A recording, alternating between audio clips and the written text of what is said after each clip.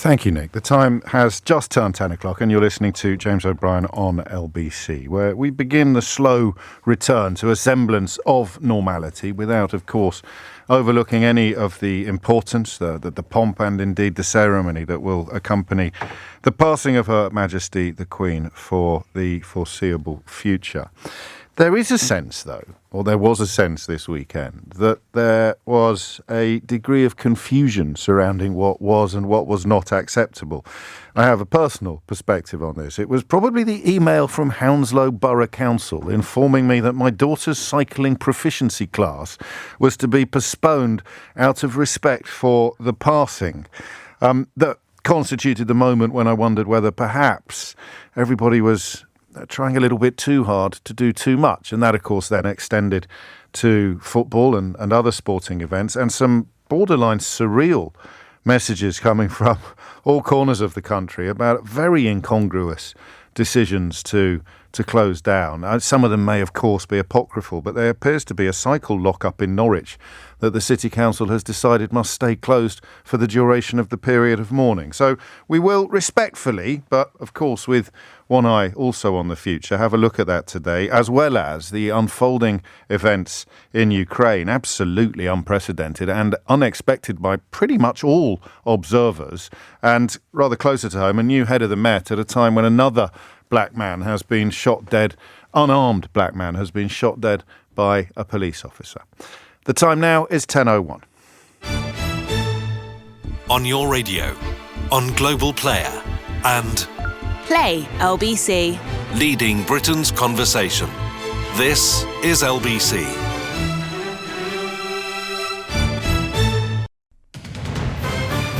This is LBC from Global, leading Britain's conversation with James O'Brien.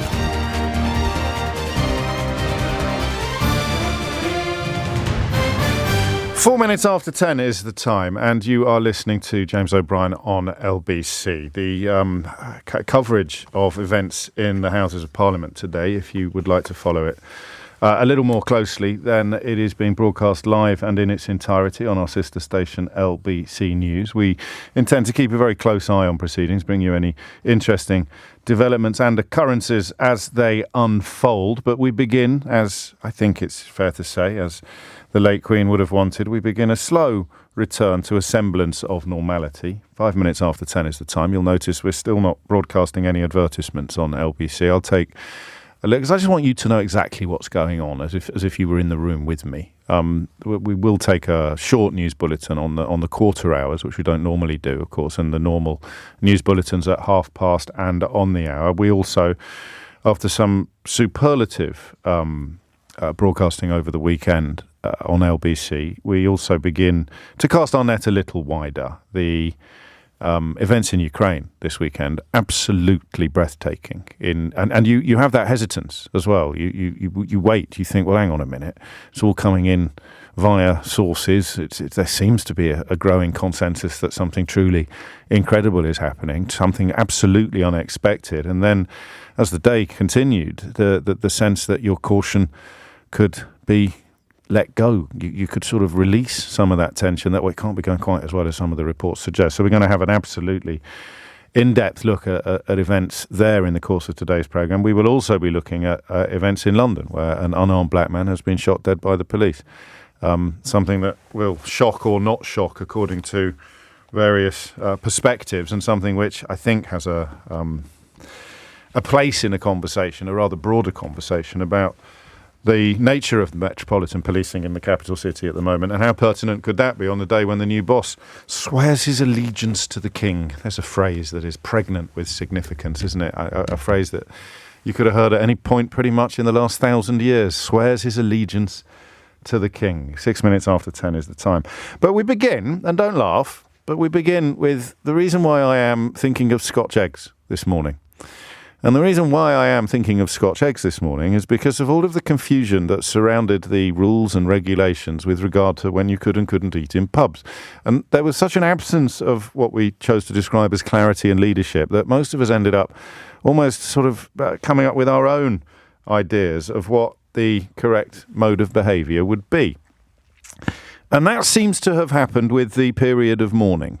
And I think it's a shame. I think it's very important to stress that questioning, even perhaps criticising some of the decisions taken by institutions and individuals in the aftermath of the Queen's passing is in no way, absolutely incontrovertibly, in no way akin to questioning or criticising the depth of national sorrow or the importance of respect at this time. But a decision taken by, for example, a borough council or an individual hostelry or the FA is not somehow ring-fenced or armoured from scrutiny and criticism because of the context in which that decision has been taken. No matter what the context, some decisions will be good and some decisions will be bad.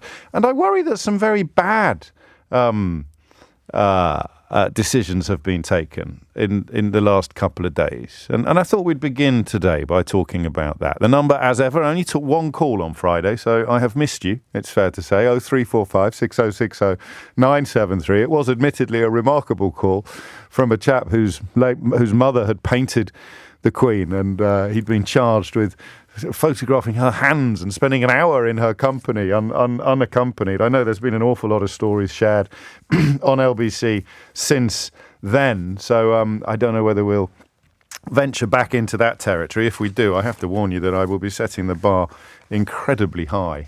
But I don't want to start there. I want to start here. I want to start with this curious what would you call it? I don't know. An overreaction, perhaps, or a fear of being accused of an underreaction.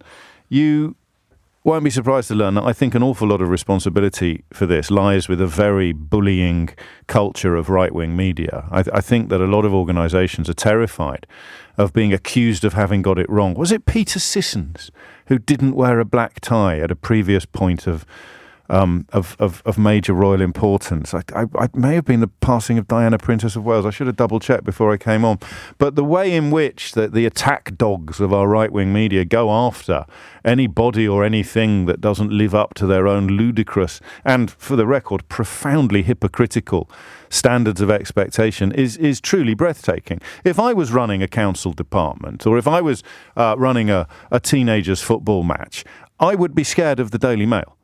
I've got to tell you, because if I decided that a football match was going to go ahead and the morally bankrupt editorial staff at the Daily Mail decided that this was something that they were going to criticise and condemn, it wouldn't just be a polite line questioning whether or not I'd made the right decision. They'd have my photograph in the paper. They'd probably have a picture of my house with a reference to how much it cost. It would, this is the man or this is the woman who decided to let the Morris dancing display go ahead while Her Majesty was making her way from Scotland to Westminster. You know how they operate. You know what they do. You know exactly what the modus operandi of bullies is. They want to gather as many people around them to start joining in with the bullying and the abuse. So that's my theory at your starter at 10 as to why, partly the reason why this has happened.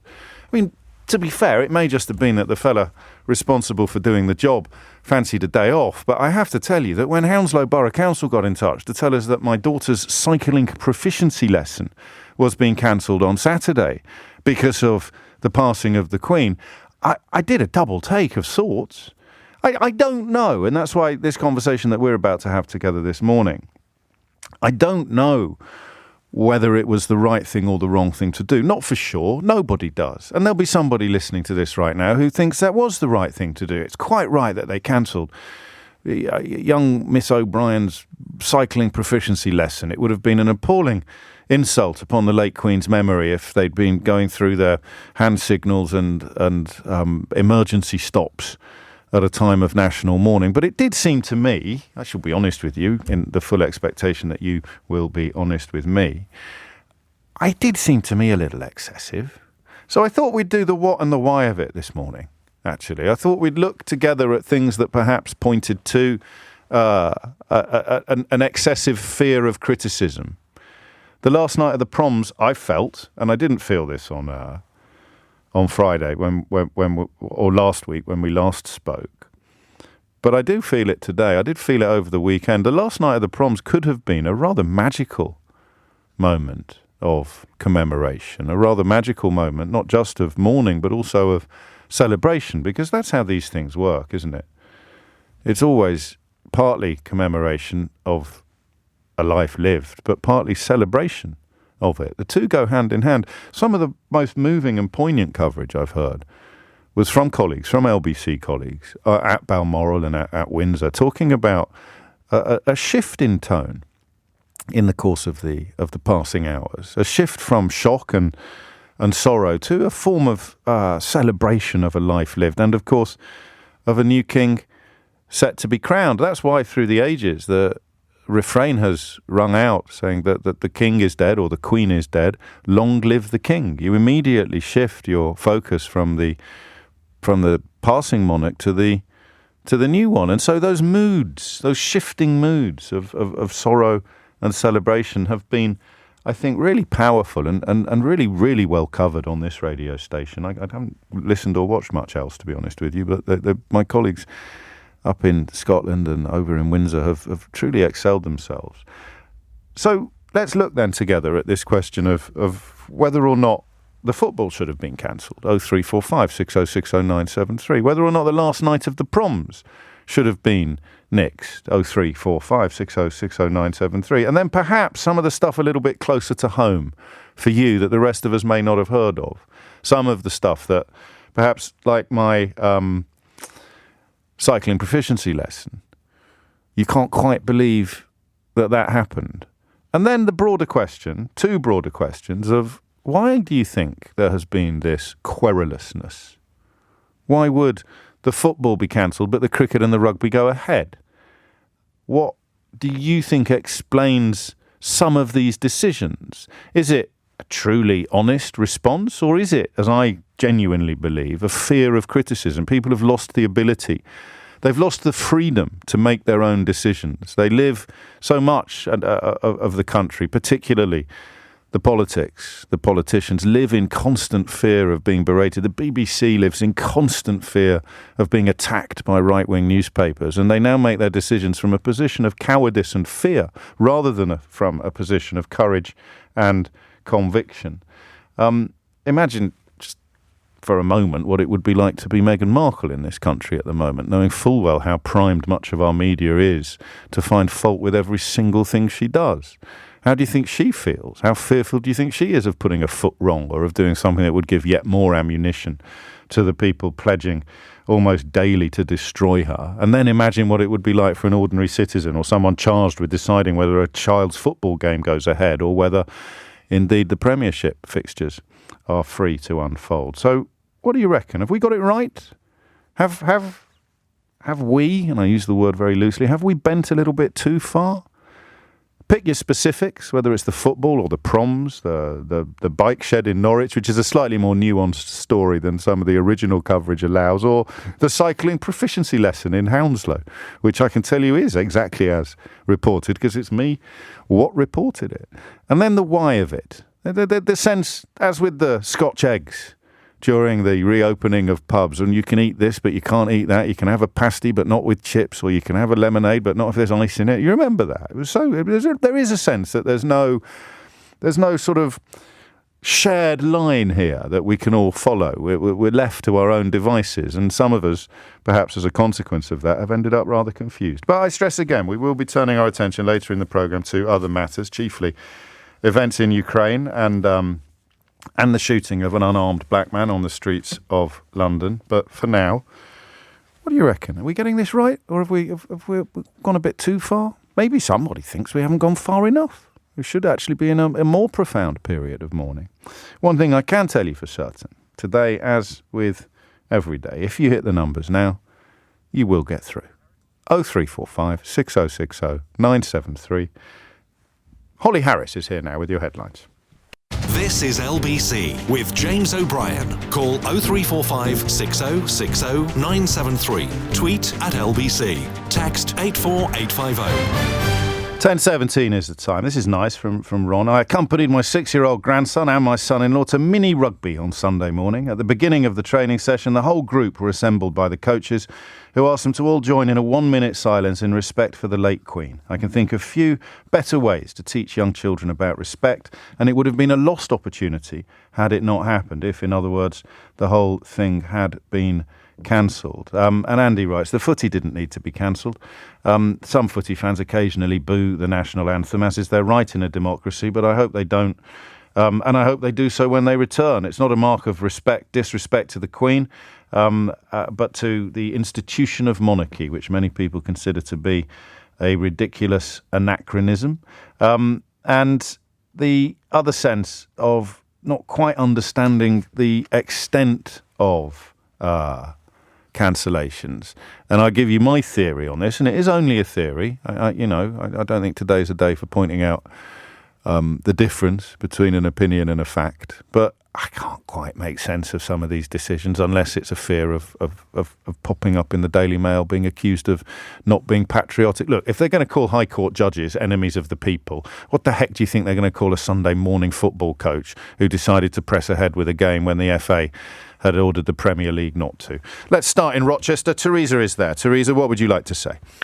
Morning, James. Hello, What I'd like to say is I do think that this is an overreaction and it's born of people being worried about being criticised. I'm a local councillor. We've taken the decision over the weekend to cancel a community fun day that's happening in the weekend before the state funeral, partly because we run it in conjunction with the local scouts, and they were worried because of having a royal patron. And I started off by saying, well, come on, it's not out of kilter with mourning the life of somebody who lived long and had a good life. In fact, the Scout movement is a tremendous thing that gives a lot of pleasure to children and young people. It's something to be proud of. To me, that honours a memory. But in the end, there was so much uncertainty and people worrying, and practical things like the local church who always come along to the fun day having to, stay open for longer, that we've taken the decision to postpone it, and I'm sad about that. I can see why. And it's a postponement, not a cancellation, because some of these things will be difficult to reschedule, I fear. Yes, and some people will lose money. And, in our family, my son and grandson were going to football. OK, they couldn't go. My grandson then didn't play his normal Sunday morning football, a decision I don't understand at all. Actually, football matches are very patriotic. People would have been happy to sing the national anthem. Very true. How old is your is that your grandson, did you say? My grandson is 13. 13-year-old boy's football game called off. Yeah. Yes, it's very odd. This morning, he and I talked about it this morning because he comes to me before school. That's nice. And I felt I had to set his mind at rest that his feelings meant that he wasn't doing anything wrong. It was perfectly normal to be disappointed and feel that he'd been sort of slightly done out of something. And I a whole sort of 10 days of being forced into mourning someone who, I didn't know personally or have any connection with in my life feels just a little bit over the top. Where do you think, drawing particularly on the conversations you've had in your councillor capacity, and we're all supremely aware of decorum and correct respect, but drawing on those conversations, where do you think this impetus comes from? Is it conviction, or is it actually closer to a fear of criticism? Because nobody knows for sure what's right and what's wrong. So you think, almost better safe than sorry. Let's call it off, because if it goes ahead and we get a kicking from whoever it may be, someone on one of these weird TV channels where they film themselves laying flowers at the gates of a palace, or whether it's one of the newspapers, I don't know. What do you think? I mean, drawing on the conversations you've had and the sense in the room where it happens. Absolutely the latter. That it's so easy for people to be criticised for an innocent act that they didn't intend to offend anybody for. That is definitely there. The Labour Party has cancelled absolutely everything. No internal meetings, no canvassing. We cancelled a fundraising event locally, right. and we were taking our orders from from Keir's office, and that's fine. I'm perfectly happy to comply with that, and obviously, these protocols have been in place. And I accept as well that no one's done this for nearly 100 years. Yes, that's very true. So it's not exactly, you can't check the rearview mirror, can you, as to what happened last time? And of course, last time, the technology and the media ecosystem was completely unrecognisable compared to what it is now. But what do we do if we lose a loved one? I remember when my dad died, it's a long time ago now, an Irishman. Yes, we were sad, but we did what we always do, and that is get together, have a drink and a laugh, and remember the good things about him. We didn't go into purdah for the days after he died up until the funeral. We shared our sadness. There's a bit of that going on as well. People sharing their sadness. But this is a time when actually people have got loads of compelling things to be sad about in their own lives, and I don't want anyone I represent to feel that I won't be thinking about them for the next 10 days or so. That's very nicely put. I don't want anyone either to feel that if they're not in a position to go to London or in case of other areas, wherever it may be, and they can't afford a bunch of flowers, I don't want them to feel bad about it. That's really nicely put. Nor do I, for the record. But I think it's important that you raise this. You talked about your daughter's cycling proficiency. It doesn't make any sense. It doesn't, does it? And there's going to be quite a few organisations, not mine particularly, but others, who I know cancel things on Saturday and will lose money. Well, that's another point. In fact, the bank holiday has been cited in one newspaper this morning as causing a rather unhelpful and unwelcome economic shock, given the number of businesses that will be closed. I'm not ready yet. I'm not sure I think it will ever be appropriate to have a conversation about whether or not the day of the funeral should or should not be a bank holiday, but whether or not the day before the funeral should see the cancelling of a community Sunday for a local scout group is, of course, something we should be talking about. 24 minutes after 10. It's rather tragic, actually, the more I think about it, that the bullying culture of people like the editor of the Daily Mail has cast such a shadow over proceedings, prompting people to act more out of fear than out of conviction, which is almost the polar opposite of what most of us would want the Queen's legacy to be. But I've said it before and I'll say it again. If they can call High Court judges enemies of the people, imagine what they'd do to a lowly, no offence, Teresa, but to a lowly councillor or to a Sunday morning football coach, possibly even to a cycling proficiency teacher, if they decided in their epic hypocrisy that they were going to offer you up as a sacrificial lamb upon the altar of their virtue signalling. And speaking of virtue signalling, why is it that the people who filmed themselves at the weekend, Nigel Farage and another fellow I'm not as familiar with, filmed themselves laying flowers at Palace? How do you do that? What do you do? Do you get a friend to come with you and point, or do you ask a complete stranger? It's just such an odd thing to do. And yet they're the people who've turned the phrase virtue signalling into a pejorative directed at decent people. So being decent is virtue signalling, but filming yourself laying flowers at the gates of a royal palace is patriotic. That's Brexit Britain for you in a nutshell. Steve's in Caterham. Steve, what would you like to say? Good morning, James. Hello, Steve. Yeah, I just thought I'd recount a conversation I had with my brother this weekend on Saturday. He's a member of the BBC Symphony Orchestra. Okay, lovely. What does he play? Playing. You know what? I'm not going to mention that. Oh, fine. No, sorry. God. Well, look there, right there. You see, that was not planned, was it? And yet we've just highlighted now, because obviously you're now going to share something that your brother said to you, and you don't want him to be identifiable because of all the reasons that we've touched upon already this morning.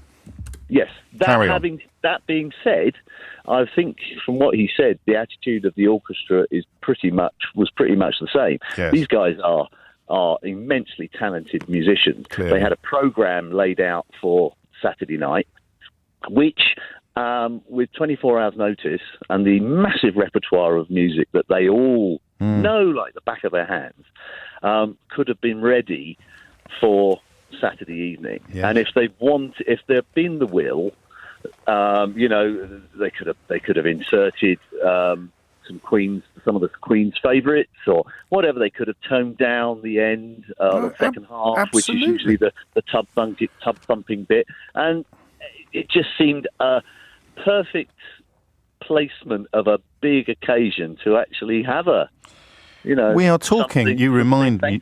I couldn't agree more. And it is. I mean, it's an outpouring of patriotic fervour at the best of times, isn't it? The last night of the proms. But of course, the people responsible for this climate of fear or this cancel culture, as I'm afraid we're going to have to call it, are exactly the same people who had a fit of the vapours when it was announced there wouldn't be an audience sing-along at the last night of the proms.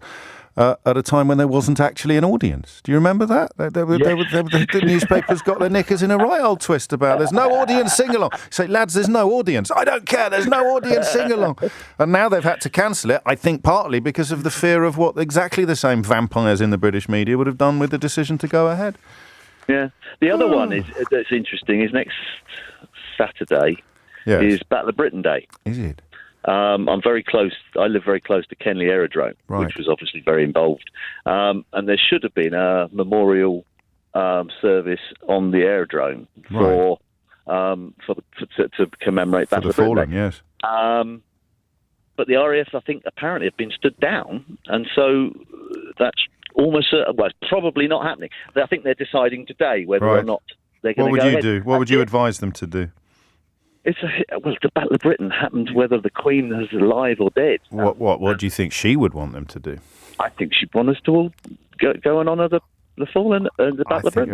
I think you're right. Absolutely. And indeed, I think that probably the last night of the prom similarly could have been turned into a truly spectacular and very special event.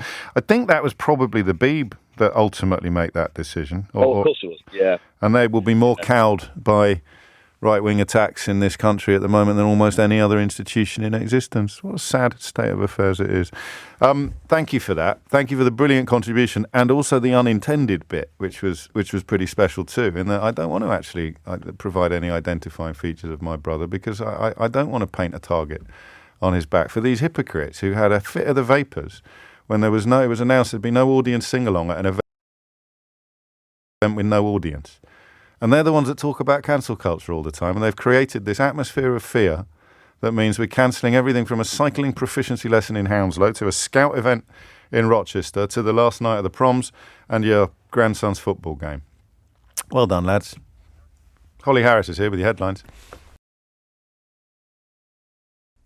Leading Britain's conversation. LBC with James O'Brien. It is 10:31. You're listening to James O'Brien on LBC. I continue to look at the reaction and the possible overreaction to the period of mourning. A lot of confusion around. Some institutions making some decisions, others making others. Mick in Hockley suggested the football was cancelled because fans with views against the monarchy probably wouldn't show respect and in turn would embarrass the FA, while rugby and cricket fans would be perfectly respectful. It's pretty close to snobbery, that.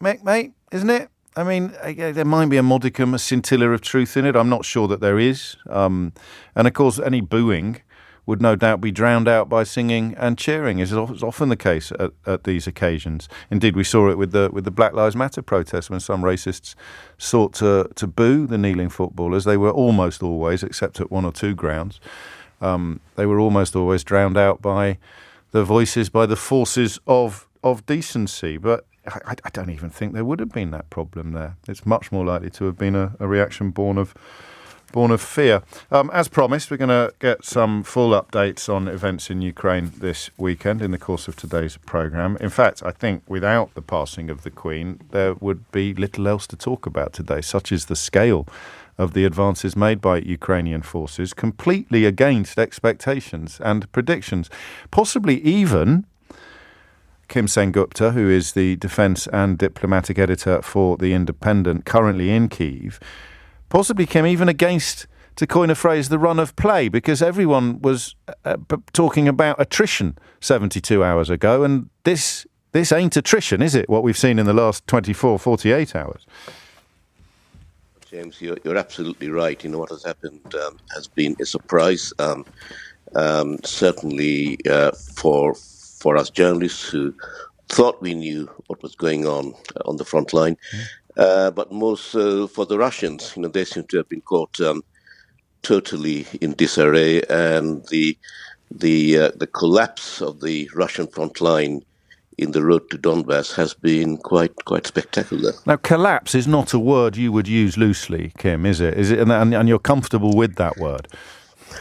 I think I am, James, because what has happened is the loss, the fall of what was their military stronghold in that region, and the way they had fallen back to the separatist Donetsk People Republic seems to show a fairly wholesale retreat. Now, that this was at the end by orders from Moscow, but even before that happened, James, we have now seen evidence that individual Russian units were abandoning their positions. So, yes, I think we can say it's been a collapse. Give us a thumbnail sketch of the tactical triumph here. There was a little bit of sleight of hand in that the Russians were led to believe that Ukrainian efforts were going to be concentrated elsewhere, and then this Dan Snow, the historian, did a wonderful thread on Twitter about the historical importance of encirclement when you actually have two flanks advancing on either side of enemy troops. The fear of being encircled can engender enormous panic, and they sort of, well, they had a lot of plates spinning, didn't they, at the same time? They had, but suppose you'd say that the main platter was Kherson. Yes. I mean, they had been focusing on that. And what's interesting, James, is that the media, not just the foreign but Ukrainian ones, have basically been stopped from going to the Kherson front. So we really have a very opaque view of what's going on there. I've heard that, in fact, the fighting has been much less in scale than the Ukrainian military have been saying, which should suggest that it was, as you put it, a feint. And in all the time they're preparing this, as it turned out, successful punch into Izium. And dare we speculate on what happens next? I mean, you've used the word collapse. Rout is usually next in the vocabulary of such descriptions, isn't it? And the abandonment of troops before they've actually been pushed to a point where they were compelled to flee. They're fleeing not unprompted, but they're certainly fleeing unpressured at the moment. So what might the future look like, the near future? Well, the word I would venture to suggest, James, is caution. Yes. I was in Kharkiv when was it, 6 weeks ago, and I accompanied Ukrainian troops as they drove Russian forces from outlying areas. And in fact, I recall, writing about how Ukrainian troops had reached the Russian frontier. They put up a sign saying they have done so with photos. Now, what has happened after that, James, is the Russians had come back. In one base we went to, which was supposedly under Ukrainian control, we went to the underground headquarters, and then we couldn't get out for 4 hours because of Russian shelling. So, the situation is a bit murky on the ground. There's always a possibility the Russians will do what they had done before, which is to come back within artillery strike range of Kharkiv. Having said that, however, if you listen to read what's happening in the Telegram and other social media channels, what's coming not from Russian opposition media, but from hitherto staunch supporters of the invasion, yes, military bloggers in Russia, there is now a sense of huge trepidation and failure. And one other thing, if I may, James, which I think is significant, is that today the Chechen leader, Ramzan Kadyrov, who, as you know, was installed by the Kremlin in Chechnya, has come out in his social media, talking about how the real situation on the ground is astounding. He's talking about major mistakes being made and says he'll raise the matter with the Russian leadership. So there obviously are some pretty fractured lines there. This is a crucial distinction as well between the bloggers, the military bloggers, and what we might describe as propagandists, because although the bloggers are as as slavish in their support for the Russian cause as the propagandists are, they do actually reflect reality, and they do report on what's genuinely unfolding on the ground. And you're right, there is a sense of, well, there's a blend of disbelief and disgust at what's happened in the last couple of days. Yeah, you're absolutely right, and I think that is the salient point because that reverberates all the way back to the Kremlin. That mindset. Exactly, and and the Kremlin will have more difficulty justifying muzzling these people than they have had in muzzling the independent media. Finally, Kim, the mood in Kyiv in response to this, you've mentioned caution being the watchword for the gains and the sort of military situation. What about the emotions of the people of Ukraine? Well, it's again mixed, because they've been through a lot, as in the last 7 months. And at the weekend, when we started hearing about, first of all, a town called Kupiansk falling, and then Russians abandoning Izium, you had some politicians really, who were exultant and putting out messages of victory, but the military, who I know, have been much more cautious. They have been saying, well, look, though we have made mistakes, we have to regroup now, and we are fighting on two fronts, and it ain't going to be easy.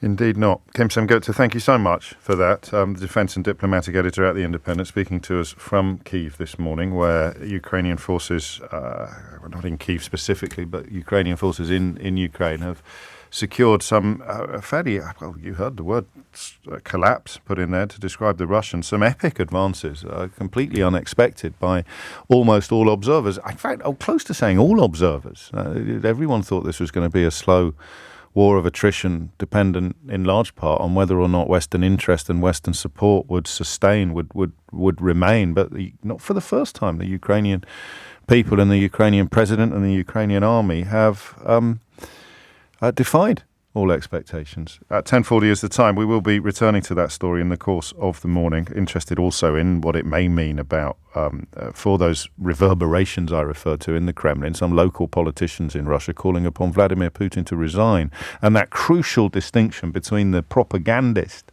online, the professional troll, if you like, or the bot farms that have polluted so much of the political discourse way in and way beyond Russia in recent years, and the military bloggers, the sort of anoraks who see themselves as a curious combination of journalist and cheerleader, but who do report reality, who do track movements and seek to explain changes. And they are, I mean, I can only ever read it in translation, obviously, but they are absolutely livid and profoundly upset about the direction in which the war seems to be going now. 10:41 is the time. You're listening to James O'Brien on LBC. Back to the questions of cancellation. I have a lovely tweet here from Andy, which I'm going to retweet it actually because it's such a beautiful photograph.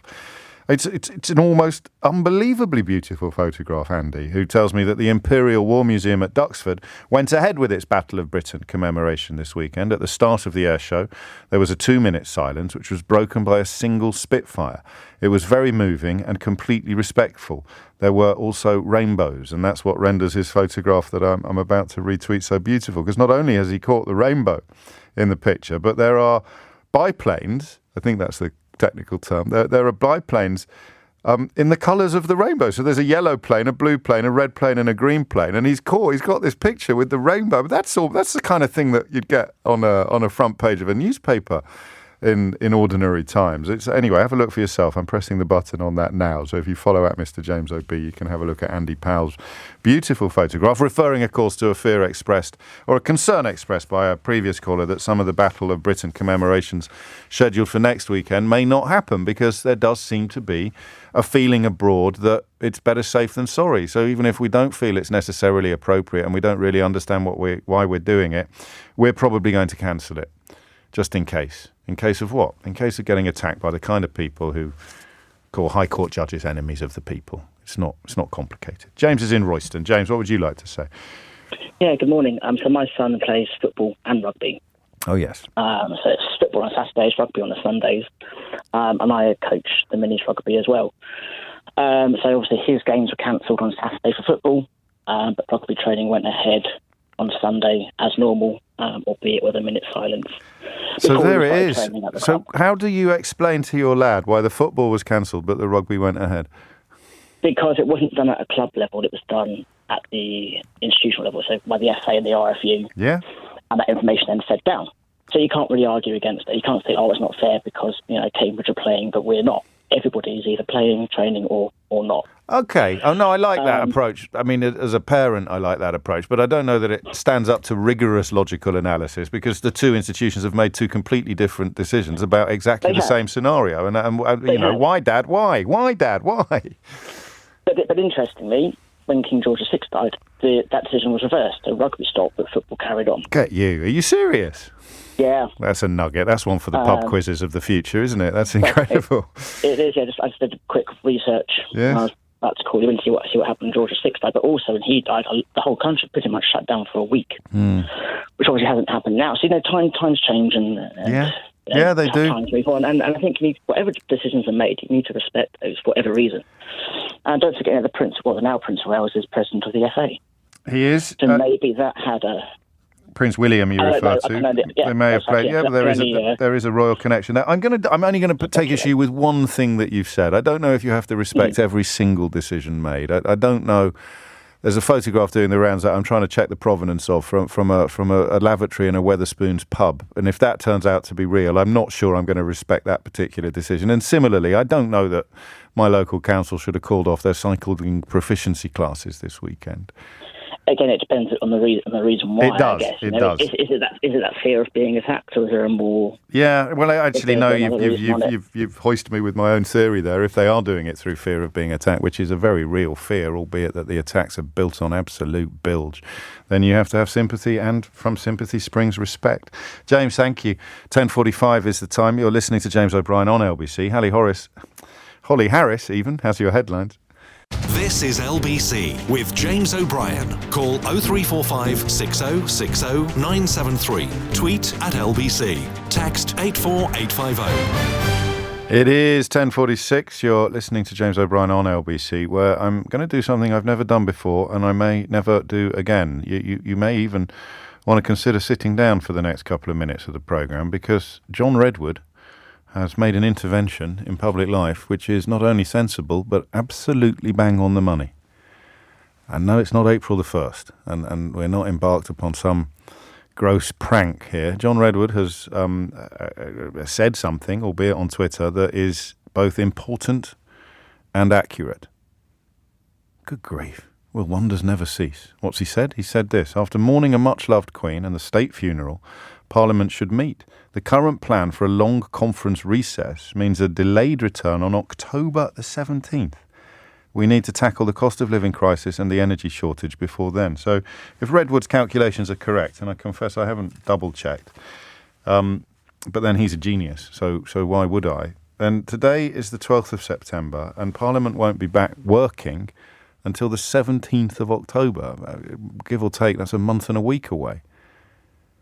And we are in a period of unprecedented crisis. You may have, to be honest, the closer you are to the crisis, the less likely you are to have forgotten that this weekend, with obviously other events dominating our attention and our coverage. But if you were struggling to pay your bills this time last week, you're still struggling to pay your bills today. If you couldn't pay your bills this time last week, you still can't pay your bills today. And the idea that Parliament is not going to be sitting in business until October the 17th is frankly ridiculous, in my opinion. The conferences, I guess, have to go ahead. The Liberal Democrat one has been called off because it would have unfolded next weekend and therefore clashed with the funeral of the Queen, which, as you probably know by now, is set to take place on Monday, a week today, on Monday the 19th, and that has been appointed a bank holiday. But the other two, the Labour, and the other parties as well, but chiefly the two big ones, the Labour and Conservative conferences, set to go ahead. They're summer conferences, and that traditionally involves a parliamentary hiatus, which I don't think, again, here's some words I'm never going to say again, I agree with John Redwood, I don't think that can be countenanced at the moment. 10:48 is the time. Well, wonders never cease. John's in Edinburgh. John, what made you pick up the phone? James, how are you? I'm good. I think, well, first of all, I think you're spot on about the sort of people who would want to bully people into a You know they would. You know they would. And the person, you don't want to mention the name, so I won't mention it either, but the person you allude to on that crazy TV channel taking photos of themselves outside Buckingham Palace, it's amusing that it's the same person that was criticising Prince Harry for having photographs of himself. I think it was a Commonwealth grave. But You're a better qualified commentator than I am. I tend to ignore these people, but that would not... I mean, you're suggesting epic depths of hypocrisy, which I think go with the territory. But there is one other thing I wanted to ask you about, and just I've been flip-flopping on this myself. I like to be confused on things rather than certain. I think there is a snobbery about whether football fans would have booed. But to put the cards on the table, I'm an Aberdeen fan. Our game this weekend was due to be against Rangers. If you know anything about Rangers, there would have been a certain feistiness about that, politically, with regards to things to do with the royal family. Some Aberdeen fans might have been tempted to boo. Yeah. I wouldn't agree with doing that myself, but I think that the football bodies, or any bodies that have cancelled things, but primarily football, I think there's an element of them not wanting to have anything that broke away from the perceived wisdom that we're all feeling the same way, that we're all mourning the same way. And I also think there's an interesting irony that free marketeers and people who want small government and don't want interference, like these lunatics on certain news channels that you mentioned, are the first people that want some sort of North Korea-style state where everyone demonstrably and performatively mourns in the same way and shows respect in the same way and should be flogged publicly if they don't do that. So I think there was a fear that whether it's right or wrong for people to boo is not really the issue. It's homogeneousness, if that's the word, isn't it? Exactly. And there's because there are 2 or 3 troubling reports of people being carted off by the old bill for carrying placards that were certainly not illegal and not even profane, but which were expressing anti-monarchist feelings or pro-republican feelings. And that in normal times, as you suggest, the kind of people who style themselves as champions of free speech should theoretically be having kittens about that kind of police intervention, but no, it's almost as if they're the biggest hypocrites in the history of the British media, John. Almost, isn't it?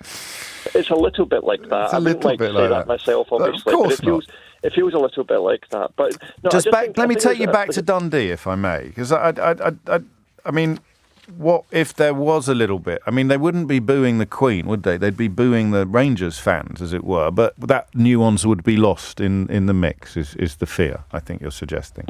I think a bit of both. Although, to be fair, there's always that plurality of opinion means that we're always going to have someone doing it for whatever reason. And there was some booing at the Hearts game on Thursday night, which was a European game, and obviously because of the way things panned out, it hadn't been changed. That fixture went ahead. Sure, same with the West Ham game. Exactly the sort.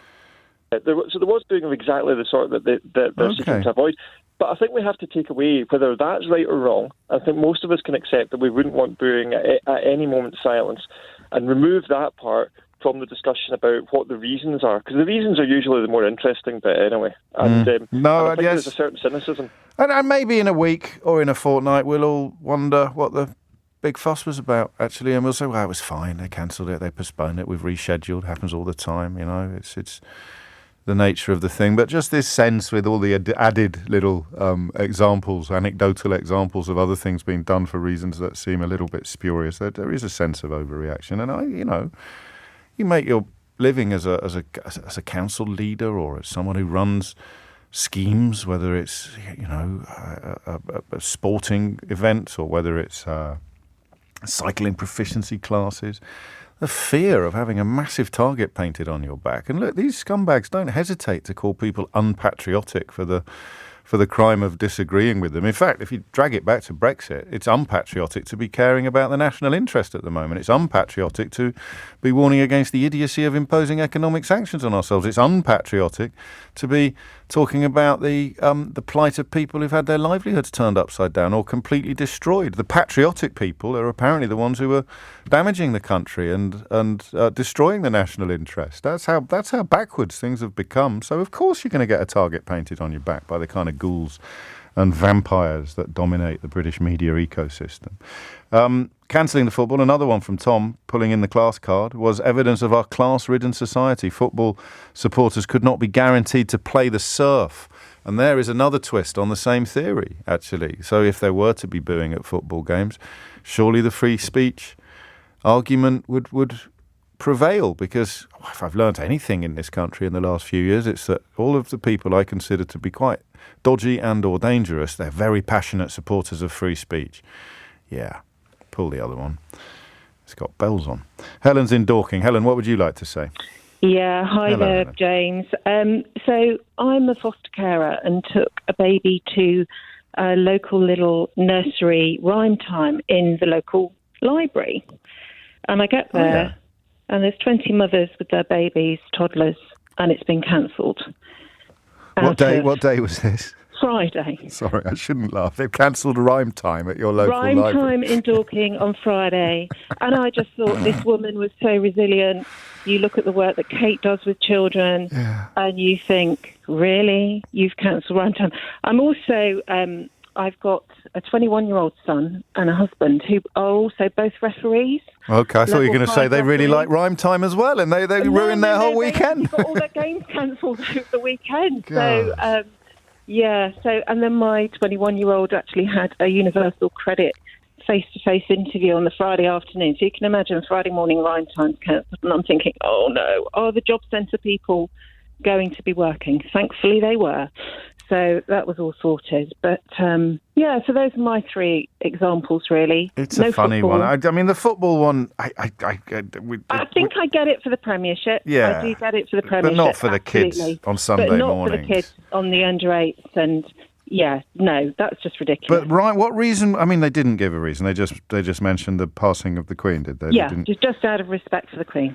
I mean, that is a wonderful example of something that I don't think makes much sense. No, it doesn't make any sense. It would be a fear. It would be a fear. They could just see the headlines now. Rhyme time at Dorking Library while the Queen was making her stately passage from Scotland to England. What were they thinking? And then the picture of some 25-year-old kid who runs the rhyme time classes, or dressed as a, I don't know, little Bo Peep or something like that. I don't think it would have happened, but once you started being fearful that it might, you can understand why they'd cancel everything. Yeah, no, there's no dressing up. No, there's some right. little soft toys that get given out, and some little rattles and music instruments, but and whether it was noise element in a library, I have no idea. But for goodness sake, I just... It won't be on next week either, probably, will it? Next Friday. Oh, don't say that. Well, I'm thinking it won't. It's closer to the film. But we shall... Rhyme time. Won't somebody think of the rhyme times? Thank you, Helen. They're reminding us that we can find some common ground and some levity in even the darkest of times. You're listening to James O'Brien on LBC. 10:56 is the time. Here's a text. I wonder if we should give this person a ring, actually. Lou has just texted me to say, I've just been told that my mum's funeral next Monday has been cancelled. How can that be okay? Oh, my love, that's awful. So if it's next Monday, as in the 19th, you can see... Oh, gosh. I'm sorry to hear that. And Paul in Northern Ireland points out that libraries are public buildings and therefore not subject necessarily to too much individual decision-making. I don't know if that's true. I mean, they are public buildings, you're absolutely right, but I don't know whether the decision would be taken at a higher or a lower level. Let's go to Muswell Hill. Adam is there. Adam, what would you like to say? Hi, James. I'm a bit still shocked about the Redwood revelation. You and me both. I'm glad I'm sitting down, Adam. Seriously. Cool. Talk about a stopped clock.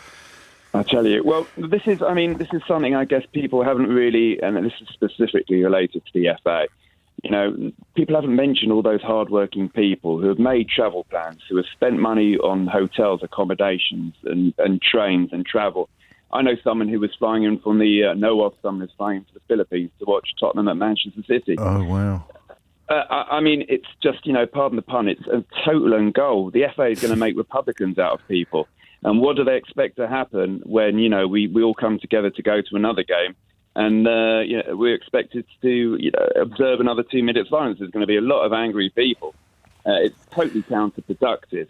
It feels that way. So you know what the counter is. The counter is that there would probably have been some booing at some games, and it would be either republicanism, or it would be more likely in the case of some clubs. I'm thinking of the Dundee Rangers game. It would have been an outpouring of what they would describe as patriotic fervour by the Rangers fans, which the Dundee fans then sought to puncture or take the mickey out of by booing. You may even have had, I don't know, some nationalist tendencies in Scottish and Welsh games. I don't know, I'm just speculating, but the booing wouldn't necessarily be anti-monarchy or anti-Queen, but there would still nonetheless be booing, and that would be unconscionable at this time, is the argument, I think. I agree, but there are, week in, week out, there's that kind of sort of nationalist versus anti-nationalist fervour and chanting at football grounds anyway. And just to mention, talking about football fans, Rugby League went ahead this weekend, my understanding was that it was very well observed. I didn't go and watch my team, London Broncos, yesterday, but it's well observed. So it's not necessarily about a class thing of football versus whatever it may be. It was just an own goal by the FA. An overreaction or a panic move, born perhaps of fear of criticism or being targeted by the kind of newspapers whose business model depends entirely on abusing innocent people, and they maybe take a couple of days off from going after Meghan Markle and go after the head of the FA instead. I don't know. Who knows? Here's another one, actually. I have a stall at a farmer's market, James. We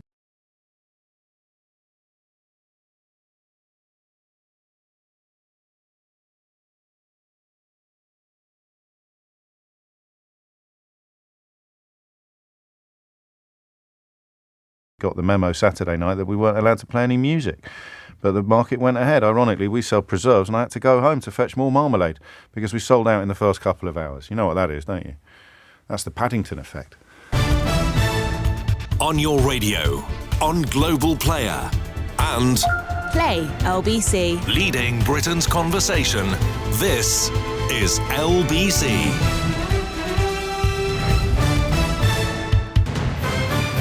This is LBC from Global, leading Britain's conversation with James O'Brien.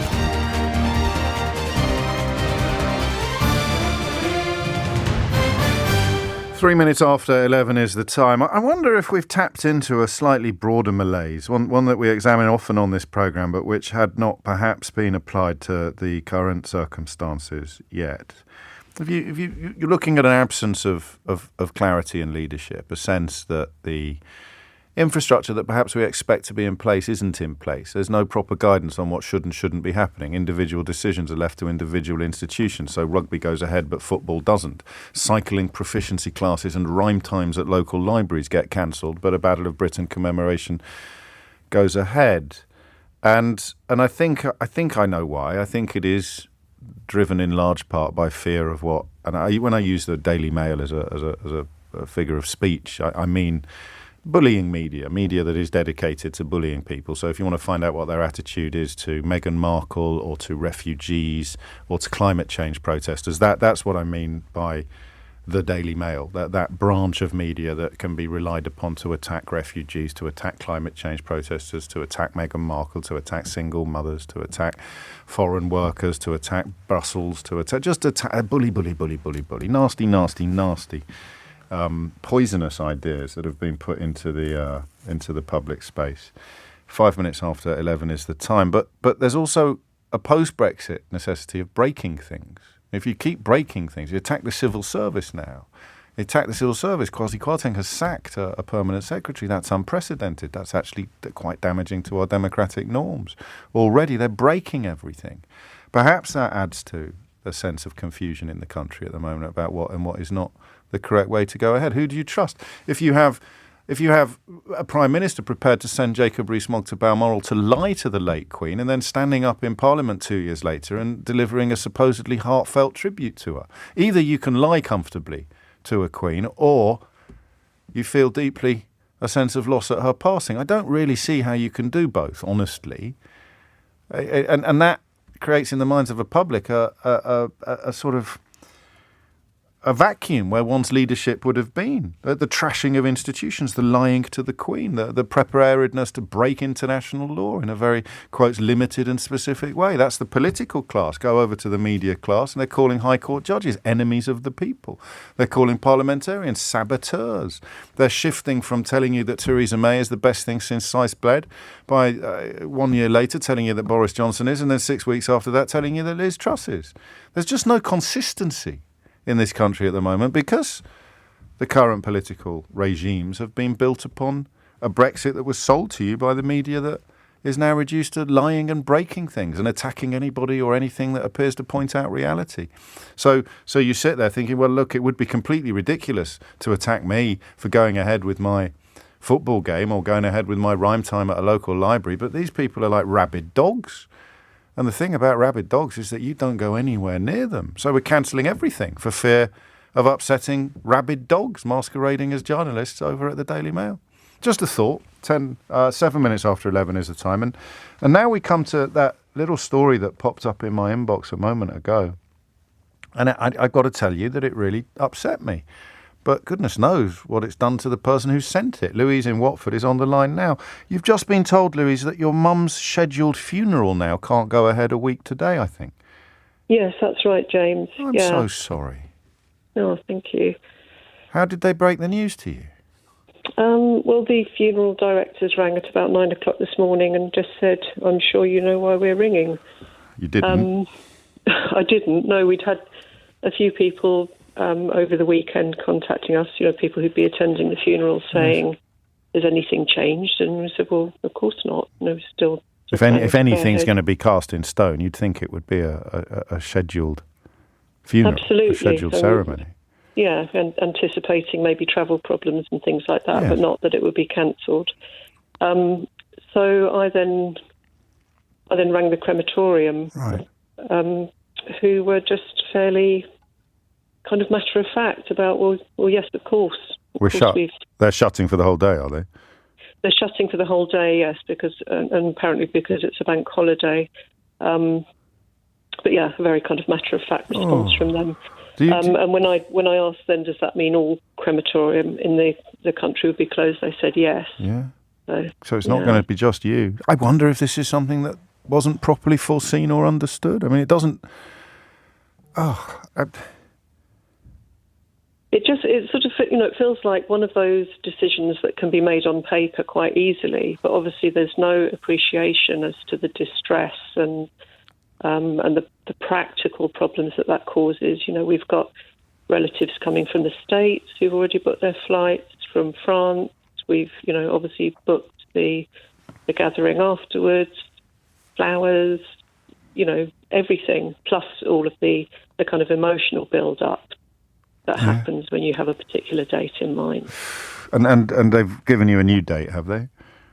Well, we're now sort of in the middle of trying to negotiate that. I haven't been able to get hold of other family members this morning because they're at work. So there's And how are you feeling, if you don't mind me asking? I mean, it's a tough enough time at the best of times, but to have this added to your burdens.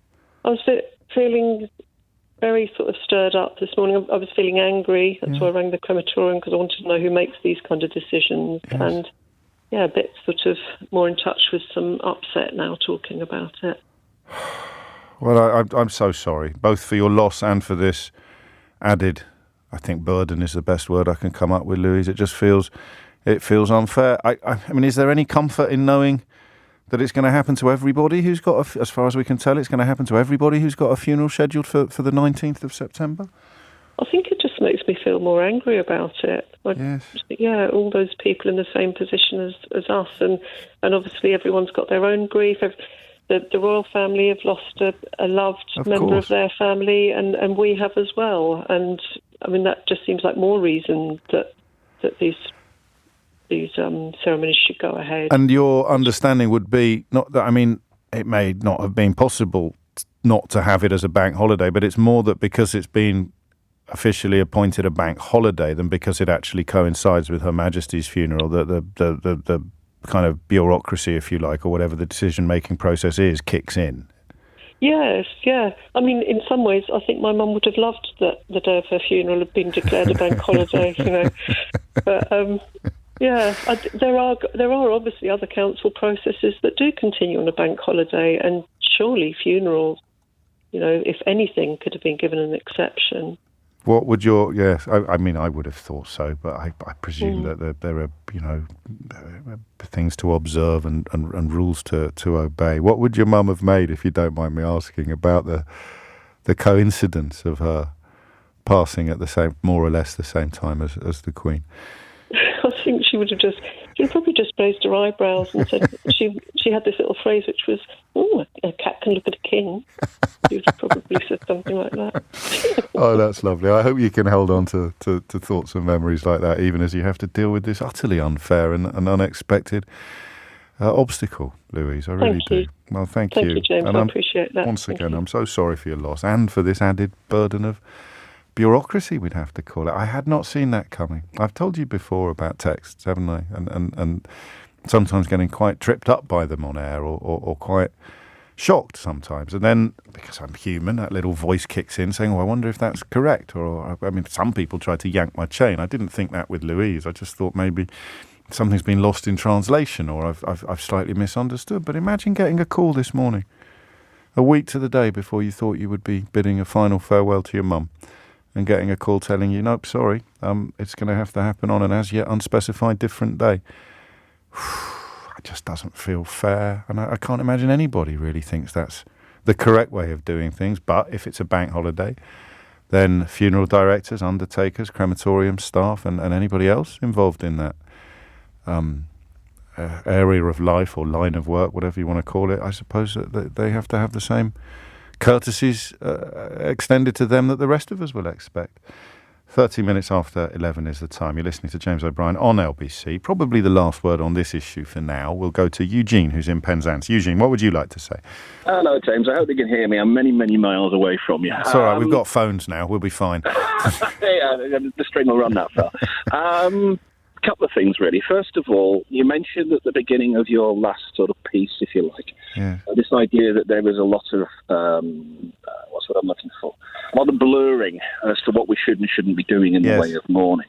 I heard on, and forgive me mentioning another organisation that has the same, the second and third letters of your organisation are the same, but the first one is different. That's fine. Mentioned that they seem to think that the only thing that was set in stone for mourning for the sovereign was the fact that flags needed to be at half-mast, and everything else was sort of down to the government, local authorities and various organisations. Yeah. Which might kind of account for this sort of ridiculous, sort of confusion that seems to have arisen and differences of attitude and differences of opinion as to what to do about some couple of different things. Yeah, go on. We're going to run out of time. Second thing to say is, would she have wanted this? There's a question. This is a lady who was working at 2 days before her death. She was. Would she have wanted us to be sat on our backsides waiting for her a degree of decorum, buried? I think. Absolutely. I mean, certainly a fuss, for want of a better word, is correct. And I mean, she got a fuss wherever she went throughout her life. So we'd certainly have a big fuss in death. But the extent of it, the rhyme time at Dorking Local Library or Louise's mum's funeral, I can't imagine she'd have felt comfortable about the second one of those two things. I wouldn't comment on her attitude to rhyme time, but the idea of having another family funeral, another family's funeral disrupted, seems very unfair. Let's face it, we have a Prime Minister who says we need to put a bit more graft in anyway. What's going on? I'm glad that the moratorium on political points has expired. As for me, so for you, Eugene. 11:15 is the time. I didn't struggle at all on Friday to avoid pointing out that Boris Johnson's warm words had... it didn't happen while I was on air, I don't think, did it? But if it had, I would have been fine not mentioning that his warm words were rather at odds with his comfort, sending Jacob Rees-Mogg to Balmoral to mislead the Queen about the unlawful proroguing of her own Parliament. But I think one day off from telling the truth is about the maximum that any of us can be expected to observe. See if I can get her name right this time. Holly Harris is here with your headlines. Leading Britain's conversation, LBC, with James O'Brien. 11:16 is the time. Change of pace now, change of story. And the first time, I think, since the news that broke on this programme, during PMQs actually, that something very serious was clearly afoot. That curious mood that swept through the House of Commons, including MPs tweeting about it, which always strikes me as a little incongruous. I mean, I tweet while I'm at work, so why shouldn't they? But it does feel a little still to me. It's probably just because I'm so very, very old. The clear evidence that something serious was happening, and we haven't talked about anything else since on this programme, or indeed for much of the time on this station. But the killing of a 24-year-old man by a police officer on Monday night, a week ago, indeed today, would in ordinary times have drawn rather more attention, because since that killing on Monday, the details that have emerged and the development of the story have rendered it more and more significant. Indeed, the escalation of the investigation from an IOPC investigation into an actual homicide investigation is, if not unprecedented, then certainly very, very rare. Mr. Cabba, Chris Cabba, 24 years old, died after a single gunshot was fired at about 10 o'clock at night, British summertime, by a specialist firearms officer who is no longer on operational duties, says Scotland Yard. The officer is under criminal investigation. His conduct is also being investigated, but the IOPC stressed that it doesn't necessarily mean that they will end up facing criminal charges or a misconduct hearing. The background is this. An automatic number plate recognition camera indicated that a vehicle driven by Mr. Cabba, although not registered to him, had been linked to a firearms incident in the previous days. It was hemmed in by two police cars in the narrow residential street of Kirkstall Gardens. And after he had been shot, CPR was immediately given by officers and requested for the ambulance service. But Mr. Cabba later died in hospital. He was due to become a father. He was a rapper known as Maddox or Mad Itch and part of the Mobo-nominated drill group 67. The family, understandably, have expressed their devastation. His mother, Helen Nkama, speaking through tears, told the BBC on Wednesday, "My heart is broken. I am speechless."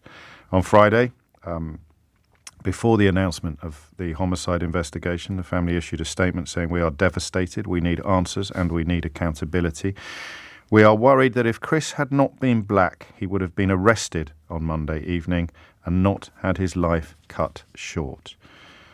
And there it is. We are worried that if Chris had not been black, he would have been arrested on Monday evening and not had his life cut short. I wonder whether anybody, in all honesty, could dispute that fear, that concern. In all the years I've been doing this job, one of the issues that has baffled, dismayed, embarrassed me the most is the policing of black people by the British police services. And the idea that it is the same as it is for white people was one of the first lessons I learned on this programme. We used to do this thing, and I think perhaps some people still do, where talking, for example, about stop and search, which is immensely disproportionately directed at young black men, the idea that they are guilty until they can prove themselves innocent flies in the face of all of our principles of justice in this country. But, it's a bedrock of latent racism or post-colonial attitudes to immigration or whatever it may be, but a huge number of people seem supremely comfortable with the idea that young black men in London are guilty until they've proven themselves innocent, and it's perfectly reasonable to expect them to turn out their pockets and reveal the contents of their knapsacks or whatever it may be, as often as the police choose to ask them. And we know, not through anecdote, we know through measured statistical evidence that it is very, very often a request that is issued with distinctly racist undertones. And it took me a while to appreciate the full scale of it. That's white privilege for you in a nutshell. Never happens to me. Used to get a little bit of mileage from the fact that my wife's partner before she was with me was mixed race, and so he would be stopped regularly when driving around London. But, it didn't fully register with me that we've never been stopped once. As we make that's not true. I was stopped in Kidderminster once for driving too slowly. I won't go into details, but I'm quite a nervous driver. We got pulled over on the dual carriageway because I was driving so slowly. But that's it. I mean, that is the full extent of it. It's drill 6-7, of course. I knew that. Not drill 6, not 67. The drill group is 6-7, not 67. I didn't know that. Thank you for the heads up. Younger contributors.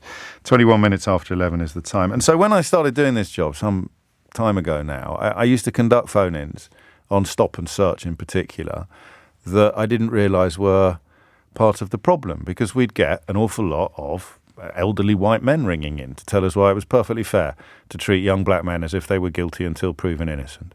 And it still is a view that dominates much of the British media. You'll be able to read lots of newspaper articles by elderly white people, elderly white journalists, columnists, commentators, radio and TV presenters, elderly, white, and absolutely convinced that the way young black people are treated by the police in our big cities is not only reasonable but also perfectly necessary. In fact, they'll often call for more of it. We need more stop and search. And if a right-wing Home Secretary rises to the top of the pile by calling for more young black people to be treated as if they're guilty until they're proven innocent, then you can rely upon many members of the Fourth Estate, many household name journalists, columnists and commentators to cheer them to the rafters. Police officers, police bosses who come out and talk about it, which they shouldn't really be able to do because they're not supposed to be politicised, but they will come out and endorse racist policies and get cheered to the rafters by both the politicians that I'm talking about and the columnists and the commentators. And it's just gross. It's utterly disgusting. It's an enormous obstacle to social cohesion and indeed to lawfulness, because it creates a justified belief among black people that the police don't serve them. That's it. If the police don't serve you, then everything breaks. Read a Carla on this if you don't understand what I'm saying, or you're determined to pretend that you don't. Read a Carla on what would have happened in poor communities in Glasgow early in the last century. It's got absolutely nothing to do with ethnicity and everything to do with poverty.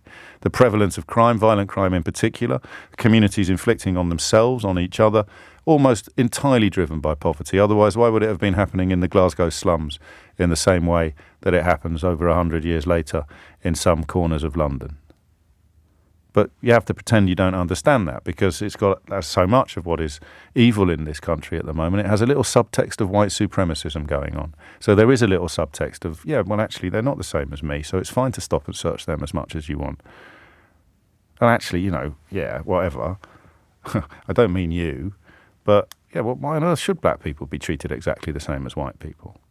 So have a look at social media if you doubt me. Find me a racist on social media and I'll find you someone that's posting footage of crimes committed by people of colour elsewhere in the world, designed entirely to create the idea that they are somehow more inherently prone to criminal behaviour.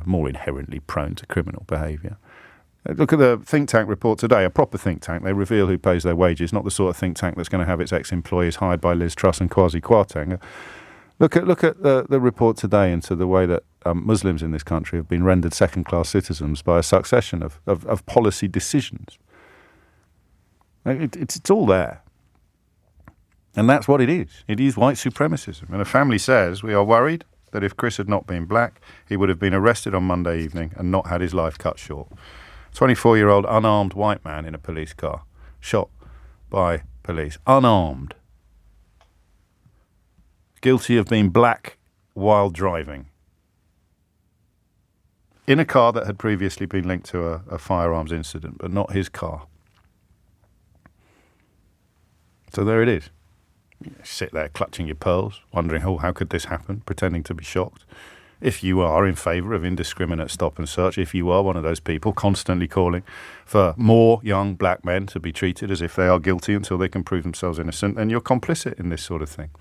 If it turns out that this officer has overstepped the mark, committed a crime, effected a homicide, then everybody who talks about policing in the context of colour is complicit. They have blood on their hands, and it's got to stop. And one of the ways in which you can tell exactly where someone sits on this issue is by looking at how they would approach the Mayor of London, Sadiq Khan, on policing issues.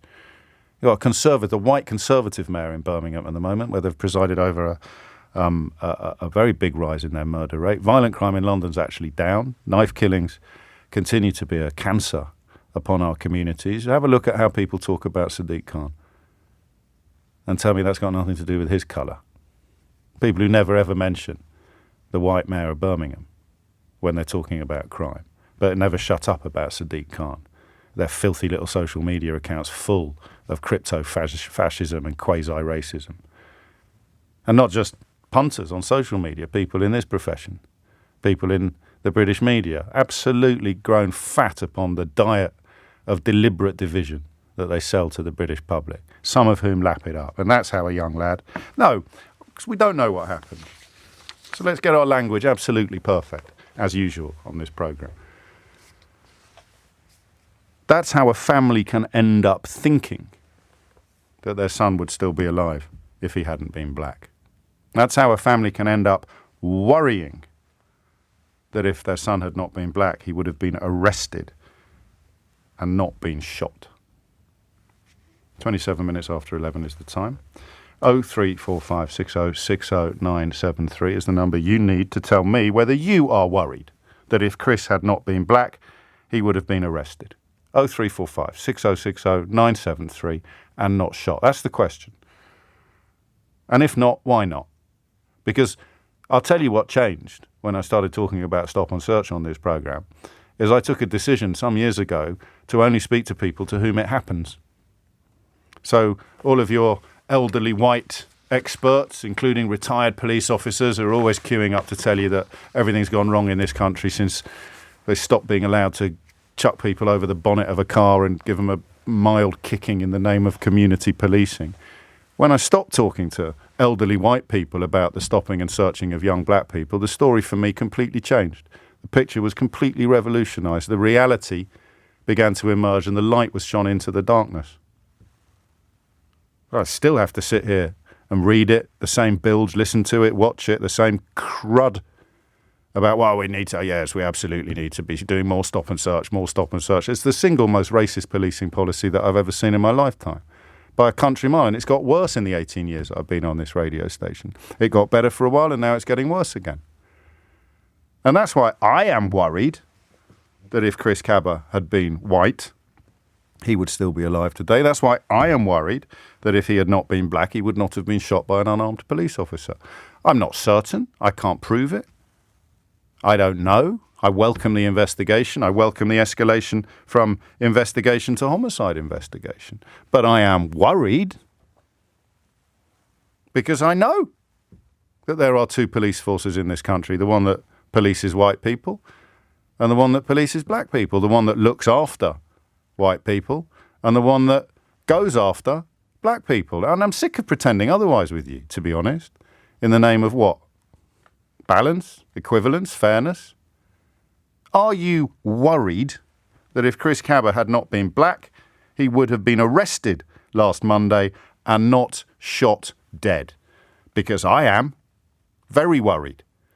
0345 60 60 973 is the number you need. Holly Harris is here now with your headlines.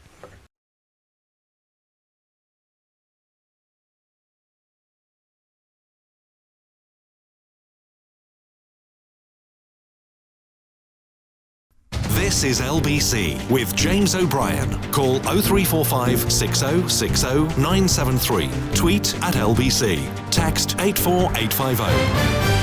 11:30 is the time. It's a horrible story, and the Sky News made a mistake at the weekend when they saw some of the crowds gathering in London and reported that they were on their way to pay tribute to the Queen, when in fact they were on their way to protest the killing of Chris Cabba, an unarmed black man, shot dead by police last Monday. Although, to Sky News' credit and to the Presenter Concern's credit as well, as soon as they realised their error, they corrected it publicly and comprehensively. But here is the question. It's in a sense a loaded question, but goodness me, it's a very loaded story. The Cabba family would like to give a heartfelt thank you to everyone who has supported the family in its call for this criminal investigation. This comes after previously accusing the Met Police of being totally racist. And the line I'm asking you to focus upon today is, we are worried that if Chris had not been black, he would have been arrested on Monday evening and not had his life cut short.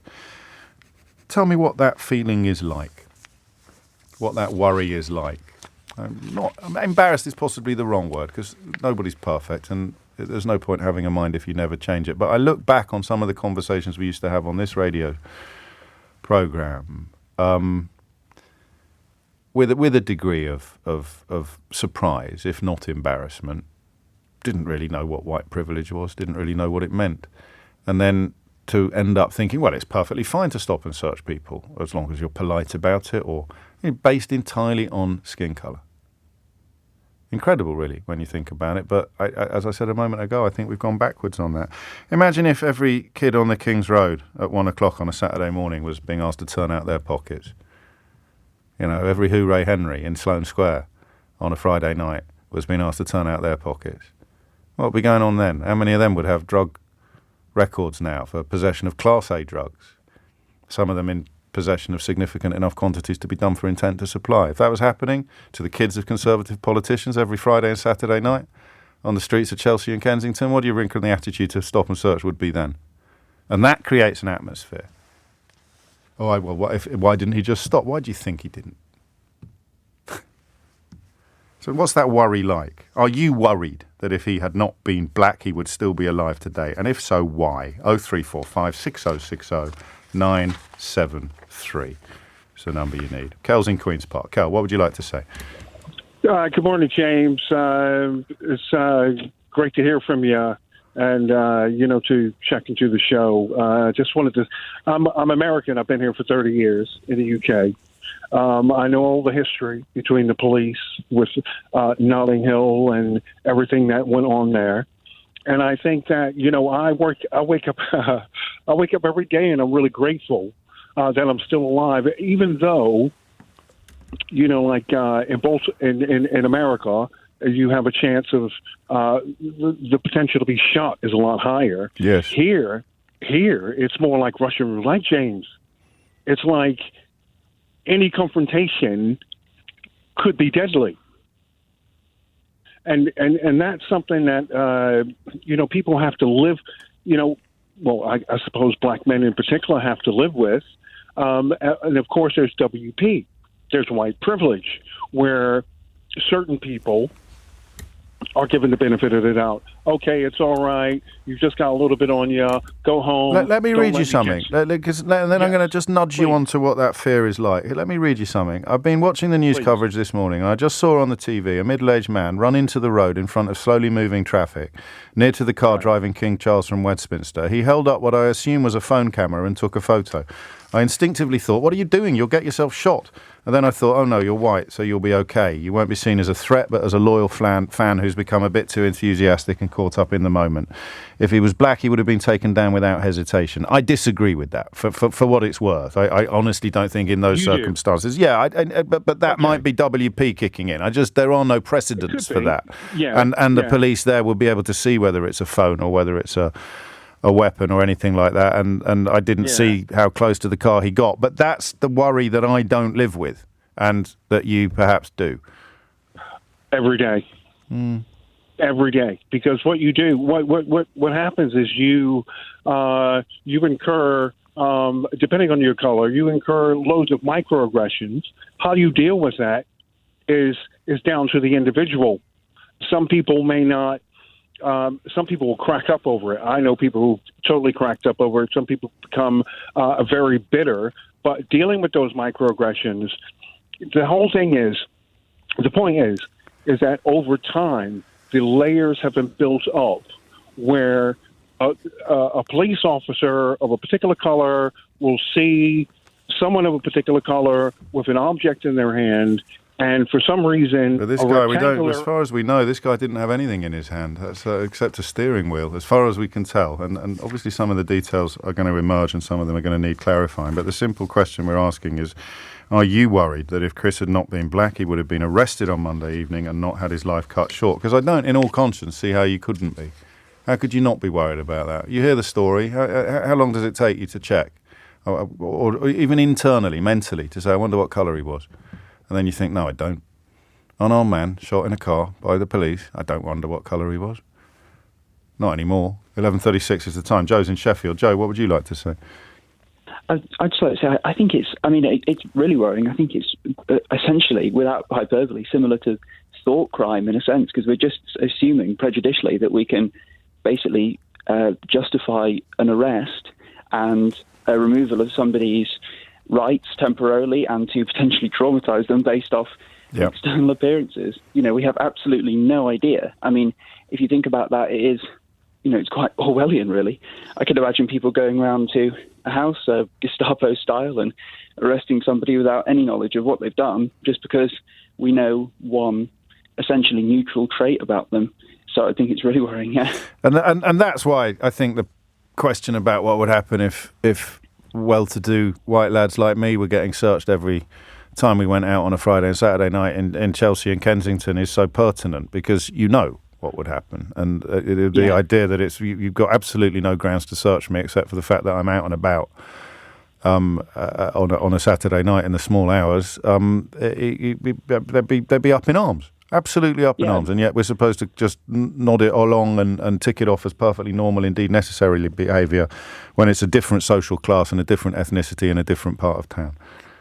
Yeah, exactly. It's just that culture of targeting, and it just perpetuates itself. People keep doing it, and people think it's okay to keep doing it. So.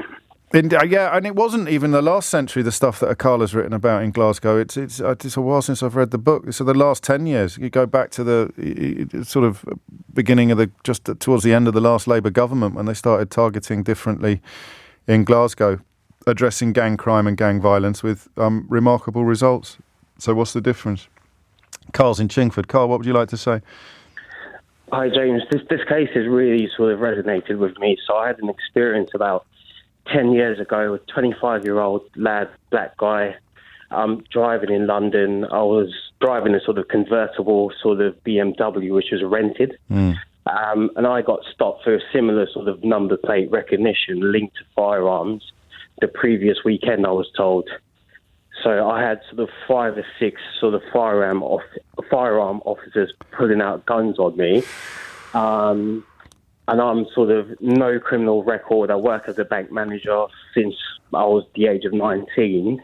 And my only defence was pulling out my sort of bank card, sort of work ID to sort of say, listen, I'm a bank manager, no sort of criminal record. What was the report they'd had? A car similar to yours had been involved in a crime, or? So the exact car that I was driving, it was actually a rented car. Oh, I see. You rented it. So my only crime was, rather than driving my own car, I was being a bit of a flashy one and sort of decided to, rent But had they got any grounds for thinking that the car had been involved in a crime? That's what I'm asking. Well, apparently the previous weekend, through the number plate recognition, it was linked to firearms, apparently. Okay. So it's very similar then. I mean, it's remarkably similar to this story. Yes. Good Lord. So reading the case out, I couldn't help thinking, well, if I hadn't conversated, or, whether, if someone is a little bit more reactive in terms of the police officer, I could have been shot, you know. But yeah, really sort of... Don't hear these stories about white people. Maybe it happens all the time. Maybe my phone lines are about to light up with white people who've been pulled over by armed police and accused of driving a car that's been previously linked to this sort of incident and had 5 or 6.